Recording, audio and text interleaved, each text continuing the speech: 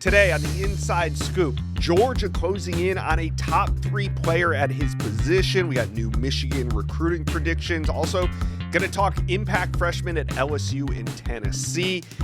It has been so busy here at the Rivals YouTube channel. You guys know if you've been here for these live commitments, it has just been a wild 2 weeks. Kids committing left and right. It's been a lot of fun, but now we kind of get to take a breather. There's going to be a little lull between now, at least in the commitments, not the news, but in terms of commitments, we should see a little drop off because high school spring football has started, mainly in the South. But with high school recruits returning to their high school teams, focusing on that, I think we're going to see a couple less commitments than we have, but that'll fire right back up for the summer. So I want to take a look at the current top 25, who's in, who's out, who's surging, who's slipping. I just want to take a look. Here's the rankings.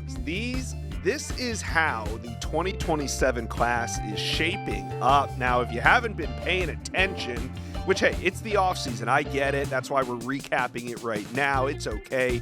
Recruiting is still going to go on all through the summer, all through the fall, really. And right now, you got Texas A&M Aggies at the top. It has been a battle, duking it out. Texas Tech, Texas A&M, right at the top. Texas Tech started out hot with a couple 5 stars. Now A&M is surging as well, and there could be another one on the way.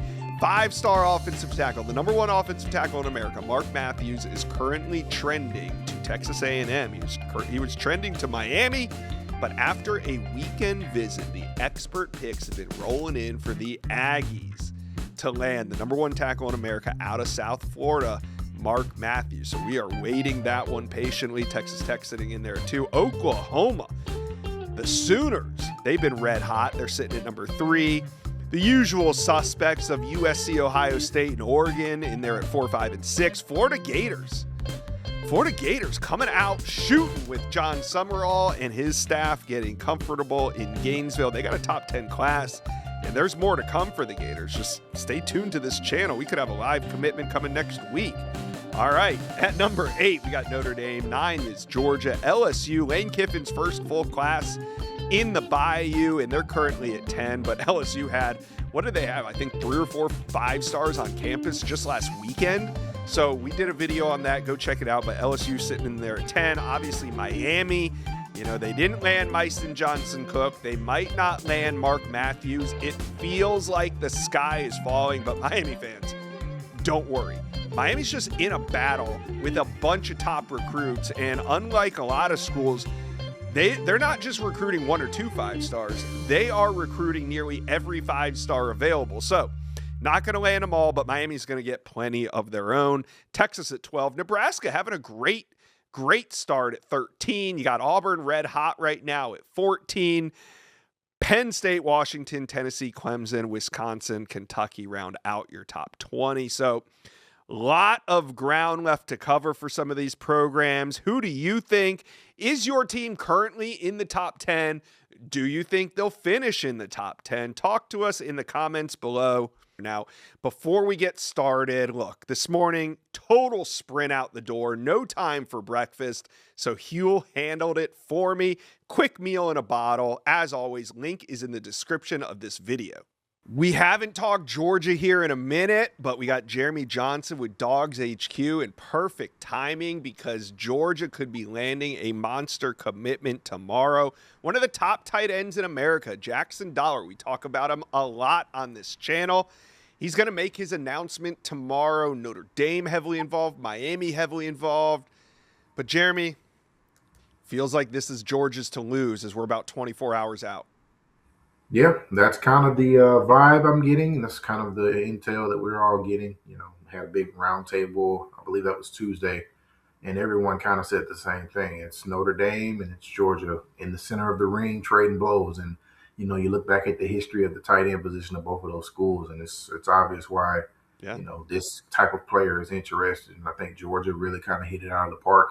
I think he was there for G-Day. That was 2 weeks ago. So that was a big visit. I think Georgia kind of put all the chips in the center there and said, hey, you're the guy we want. And, I think you're starting to kind of see what has happened since then. Yeah. Georgia has a lot to sell when it comes to the tight end position. So, in about 24 hours, a big one could be on board. Georgia fans, let me know what you guys are thinking in the comment section below. Do you like Jackson Dollar? All right. Speaking of positions of need, let's talk a little linebacker recruiting because Joachim Gouda is coming off the board soon. What is the latest on one of the top in-state linebackers for Georgia? Yeah, I mean, he's a huge priority for Georgia. I mean, this is a guy that was being recruited by Georgia kind of during the fall. Like, no one knew who he was. No one knew, how many. I don't even know he had an offer from Georgia until earlier this year, but he was quietly talking to Glenn Schumann. And I went to see him maybe in November, and he kind of, hit me to the fact that he talked to Glenn Schumann every day. And I'm like, whoa, whoa, whoa. A guy that doesn't have an offer from Georgia is talking to Glenn Schumann every day. And that's what the case was. So, once the offer came, Georgia shot toward the top of the board, and there's a battle going on. There's a big SEC battle. This is a guy that wants to play in the SEC, and he's very talented, and he will probably be a really good player in the SEC. You got Georgia, you got Texas, you got Auburn, you got Florida, and those are kind of the four that have kind of separated themselves. And I do think at some point he will make a decision. It will probably be after his official visits. I'm hearing early July is kind of when he's aiming to make that decision. Um, but he's a very large priority for Georgia, and Georgia is one of the teams to beat right now. Yeah. All right. Well, we could be about 8 weeks away from that one. So, looking at the Georgia commit list, and they are building a great class right now, but there are no linebackers committed. Of course, it's early. So, my question is, besides Gouda, who else is Georgia making a high priority at the linebacker position? Yeah, I mean, it's a wide net because it's like you said, it's a position of need. I mean, you start to look at their roster, and Yeah. they obviously added Nick Abrams and Terrence Pennick and Elijah Littlejohn last year, but those guys are going to be freshmen this year. So Justin Williams and Raylan Wilson can't play at Georgia forever. So I mean, obviously you got Jabari Smith, the guy in state from Swainsboro that's been heavily recruited by Georgia since his freshman year. You got Noah Glover, a guy from Virginia that has really kind of risen up the board and really been on campus a lot. For a guy that is out of state, and you got AJ Randall, young man from North Carolina that Georgia's Yeah. kind of been on. Kenneth Simons is a guy from Tennessee that has been on campus twice within like a month of each other. So that one's kind of been like heating up as of late. So I don't know if Georgia leads for any of those guys right now, but I think Noah Glover is probably the most highly prioritized guy, or the guy that Georgia has the best opportunity to get right now. But it's a wide net, and it's a very talented group of guys because they need impact players at that spot. All right. Yeah, I agree. So let's move to another priority position. That's defensive line. And I was on Dogs HQ this morning reading some of Rusty's ramblings, and it looks like D line coach Trey Scott is taking some big swings at some top targets. What do you think of D line recruiting right now, and who are some of these big names? Yeah, I mean, it's a lot like the linebacker position. I mean, Elijah Griffin's been there 2 years already, and Right. you're going to look up, and it's going to be time for him to go I to the know. NFL. So you got to have impact guys there. And looking at the names, Casey Curry is a guy who was on campus. What was that? Maybe GDA as well. That is a big time target from Sierra Canyon Yeah. out there in California. David Folo Full run show. Yes. Oh, the run show. Okay. He's a guy. He's a guy that they're really Yeah. recruiting really hard. He was on campus in the spring as well. Big guy, big athletic guy that has been recruited really hard. Seth Tillman's a guy that's been on campus a ton. Georgia's been one of his top schools for the last year. It feels like. Then you got Ty Alexander out of Florida. Antoine McCoy. And then you got a guy committed to Tennessee, Caden Fife, that I'm interested to see kind of what happens this summer with him. I know Georgia's still kind of been showing some attention there. He's been committed to Tennessee for a while, so he's an in-state guy. So I'm wondering what happens there. But there's a wide net there as well. That group is probably the group I'm focused on when you're talking about big swings and big name guys that Georgia's really honed in on early on. Yeah, absolutely. So, it's early. Georgia turns it on in recruiting down the stretch. We know that now, Georgia fans. We don't panic this time of year. And not to say there's any reason to panic, but I just wanted to get your opinion. We're mid-spring, almost summer recruiting right now. So what's your general opinion on Georgia's 2027 class and their remaining needs? I mean, the class to me, the class is off to a good start. Now they Yeah. obviously lost a commit today, or yeah, Jerry Outhouse just announced his decommitment. So you start to think about, hey, well, these guys are highly ranked that are committed. Obviously, Kaman Spell is the Right. key piece at the top right now.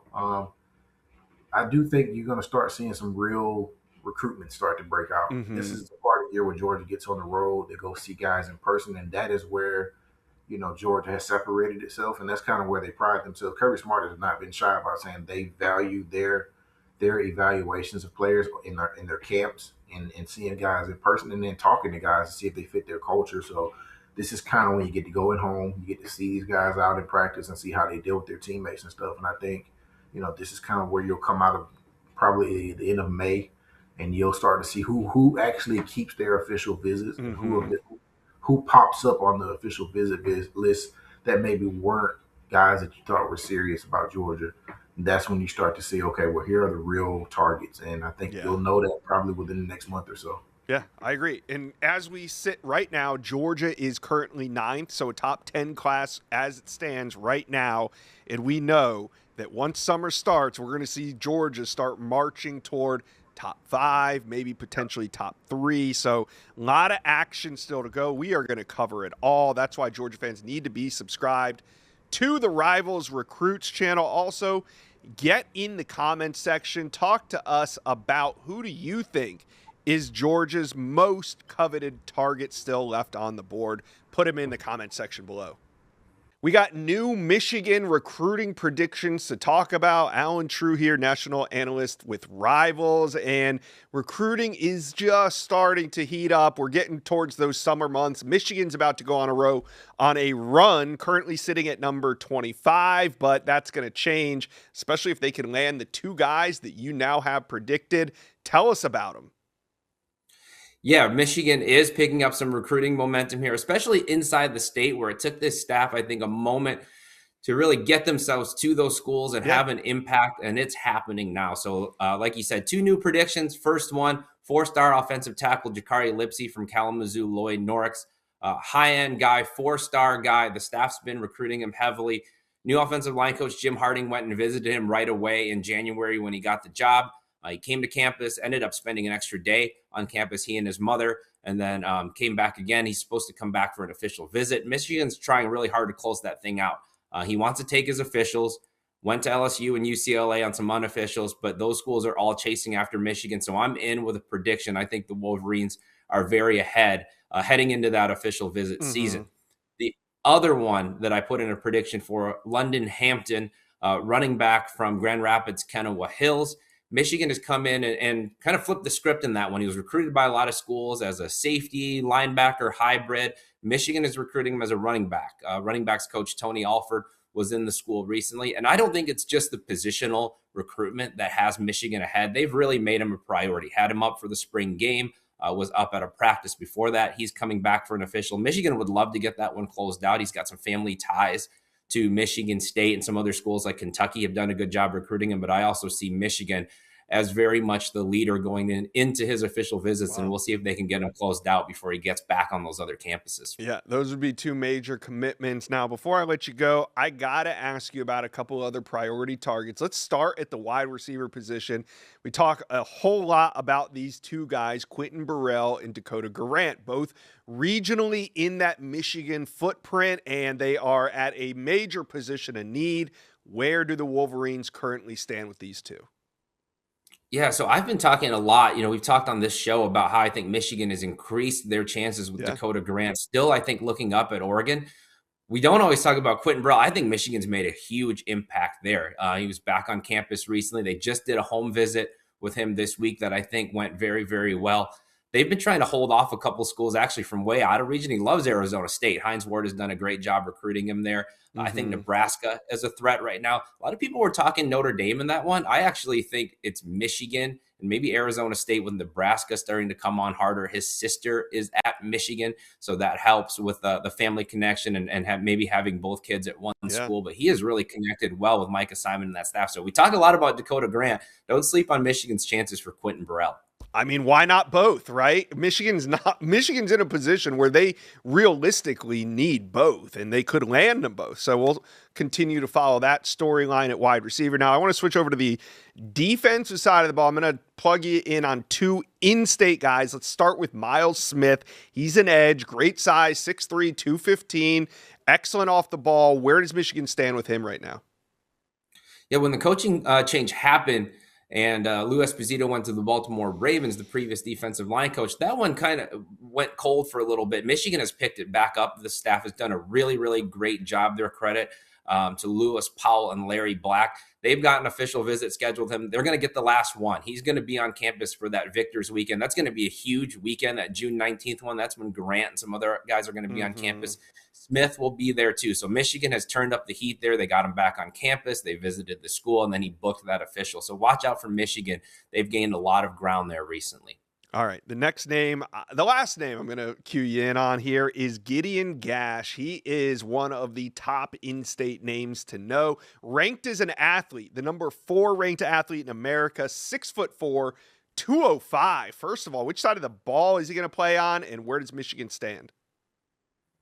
Yeah, I think for Michigan, it's going to be defense. And I think with Daryl Madison recently decommitting, they're going to look at him as more of a safety recruit. Okay. So they've got some work to do here. There's no doubt about that. I think Oklahoma, Texas Tech, Alabama, LSU, those are some of the top schools. The prediction machine says Michigan State, but I think it's those 4 schools right now. Michigan's going to make a strong attempt here, though, but it's just beginning. They stopped at the school recently. The contact has increased. So that's one where Michigan has to make up a lot of ground, but I think they're going to give it a really good effort here over the next couple of weeks. So we'll see if they can get him to schedule an official to Michigan, but they've got some heavy lifting to do to catch up there. Yeah, it's going to be the next 12 weeks for Michigan recruiting. This whole class is going to come together.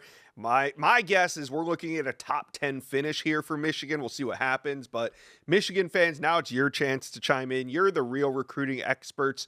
Put your predictions. Alan put his predictions in. Now it's your time to put your predictions in. Who's Michigan going to land? Let us know in the comments below. Let's talk impact freshman at LSU. Lane Kiffin did one heck of a job coming in not only salvaging, but adding some important pieces. Now, when we talk about big classes, LSU didn't have the biggest class in America. Some teams signed upwards of 30, 35 recruits. LSU signed 18. But boy, were they quality. We got Alan True here, national analyst with Rivals, and we want to talk impact freshmen from this 2026 signing class. Alan, who you got on the offensive side of the ball? Yeah, on offense, I don't know that you're going to see a ton of freshmen having an immediate impact, but one of those guys that Coach Kiffin did bring over with him when he took the job, wide receiver Corey Barber, big flip for LSU, and he's acclimated himself well in the spring. He's a guy who's made some noise. I think he's the lead freshman in terms of who's most likely to play this fall. LSU retooling that wide receiver room, brought in a lot of transfers. It's a crowded room, but I think Corey's going to find his way into at least some snaps this fall. Same thing with Jabari Mack at that wide receiver position. Had a good spring, everything they expected out of him as a recruit, just not sure how many snaps there are to go around in that room.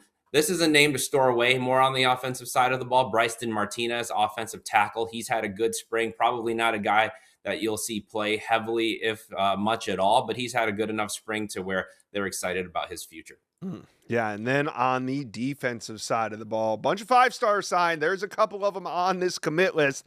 Do you think anybody of those 5 stars can make an impact as a freshman? Inside Scoop listeners, I think we all start the week with the best of intentions of eating breakfast every day, but how long does that realistically last? When do you realize, oh no, I forgot to eat my breakfast? That's where Huel ready-to-drink meals come into play. 35 grams of protein, 27 essential vitamins and minerals, no artificial sweeteners, colors, or flavors. It's gluten-free and under $5 per meal. A complete meal you can literally grab and go if you're trying to stay consistent. This is the combo that makes it stupidly easy. And for a limited offer, get Huel today with my exclusive offer, 15% off using promo code INSIDESCOOP. That's INSIDESCOOP.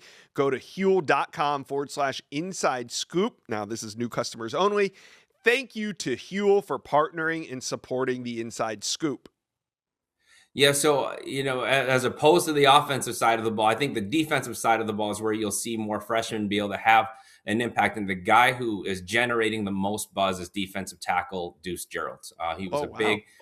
big signee for them out of high school. Yeah. I think that interior defensive line position, there's room in the rotation. He's having a fantastic spring. Name comes up all the time. He's a guy super disruptive, not the biggest guy, just shy of 280 pounds, but so quick and explosive. He's definitely going to be in the rotation. And then right along with that, Richard Anderson, another defensive tackle, very different body type. He's was 350 pounds at one point. Big space eater, but athletic enough to also get upfield and make some plays. I think a future extremely bright at defensive tackle for LSU, but I think both of those guys are going to play this fall. And then some opportunities opened up in the secondary. Aiden Anding went out with a torn Achilles. That's opened up the possibility of a guy like Haven Finney playing. Big pickup out of California in the recruiting process. Fast, athletic, long. Has gotten his hands on quite a few passes in spring practice so far, a couple interceptions in practice. That's a guy that I think you'll see be in the rotation in the secondary. Hey, if Corey Raymond wants you to play in that secondary, he believes in you as a freshman. So we saw DJ Pickett do it. We've seen it with others. There's no doubt in my mind he's going to be able to do it as well. So LSU fans, now it's your time to tell us, who do you think is going to make an impact as a freshman? There's a bunch of guys on that commit list we didn't mention. Is there somebody in there that you think is going to make some plays this year on the football field? Let us know. Comment section below. Let's talk impact freshmen at Tennessee, because the Volunteers, they got it done last year on the recruiting trail, finishing 9th. I got Alan True here, national analyst with Rivals. And Alan, we spent a lot of time talking about Tennessee's 9th-ranked 2026 class. And boy, there were some fireworks, and I'm imagining there's some players that are going to make an early impact. Let's start on the offensive side of the ball. Who you got? Well, one of the biggest fireworks in that class was obviously quarterback Faison Brandon. And through the spring, he's put himself right in the thick of that quarterback race. It's him and George McIntyre going head-to-head for that position. I think the good thing for a true freshman is he could have played himself out of that competition too in the spring, didn't do it. He is right there in the hunt. There are some people around who think he's going to end up winning that job. We're not going to find out probably until right before that first game, but acclimated himself very well. Obviously, he's got the goods, very toolsy, big arm, but also comes from that pedigree in high school of having played in some big games, led his team deep into the playoffs. And he came in and really acclimated himself to that playbook, studied it right away, took it very seriously. So he's been ahead of the curve mentally, as well as those great physical tools. So that's the big story, I think, in Knoxville, is who's going to be the starting quarterback. But blue chip freshman Faison Brandon right there in the thick of it. A guy he's connected very well with in the spring, as expected, is wide receiver TK Keys. Sounds like he's got a couple of experienced guys ahead of him, but he's also put himself in the mix to get on the field this fall, at least in some capacity. And then one guy who you may not see a ton of in a major role, but I want to mention him at least, is tight end Luka Wolf, because he was not one of the highest ranked members of that number 9 national class, but he's come in international recruit and made some noise in the spring to where I think Tennessee may have stolen one there. Yeah, and Faison Brandon being on campus for the spring gives him that head start to really be a true competitor in that quarterback room. I'm fascinated. I can't wait to see it. Faison Brandon, he, one way or another, whether it's this year or next year, he is the future of this Tennessee program, at least on the offensive side of the ball. Let's talk defense. Which freshman do you think we could see contribute on the defensive side of the ball? Yeah, two of the ones on defense that have made the most noise in the spring are linebackers TJ White and Braden Rouse. And of those two, Rouse is the one who has really made some big splashes since getting there on campus. Big thing for him, multi-positional, multi-sport guy in high school, very, very athletic, played this kind of hybrid role, was at safety at times. The thing he did right away was get in there and add the weight, 15 pounds before spring practice even started. And that's allowed him to transition to full-time linebacker. They have him rushing off the edge. In terms of all the guys in that Tennessee linebacker room, he was the fastest, tracked in miles per hour. So just too much speed and athleticism there for them to keep off the field. That's a good room. Yeah. I think Tennessee has coming back, but those two freshmen have at least established themselves as, hey, long-term, we are good in this room. And I think Braden Rouse, just too fast, too athletic to keep off the field. Along those lines, I think the same thing about safety Joel Wyatt. That's not necessarily a position where Tennessee needs a freshman to step up and play, but he's made some noise this spring.